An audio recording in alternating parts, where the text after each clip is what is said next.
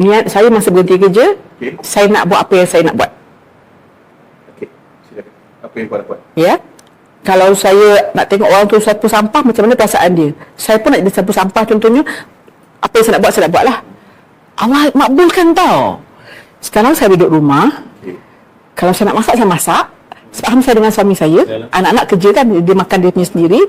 Lepas tu, saya ada aktiviti surau. Okey. So, kita buat aktiviti surau. Banyaklah aktiviti kan. Pergi kedai berjarah lah. Itu, ini dah tu. Dah penuh masa juga kan. Lepas tu, saya juga seorang speaker. Bila tahun lepas, anak bongsu saya masuk ke matrix. Sekarang di universiti. So, saya betul-betul, saya cakap, now time for myself.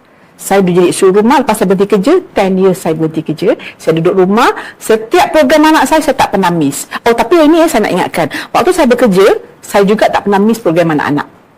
Ini kena priority. No matter how busy you are, your children always come first and your parents. So, saya tak pernah, tak ada dalam hidup anak-anak saya. So, saya kata saya tak masak ke, mungkin rumah saya tak kemas ke, tapi anak-anak saya punya, saya ada. So kalau nak kata, you're not a good mother lah Syam, kau tak masak, kau tak mengemas, ada, ya. Tapi maksudnya saya bergaduh dengan diri saya sendiri, but then you kena fikir balik, priority apa yang itu.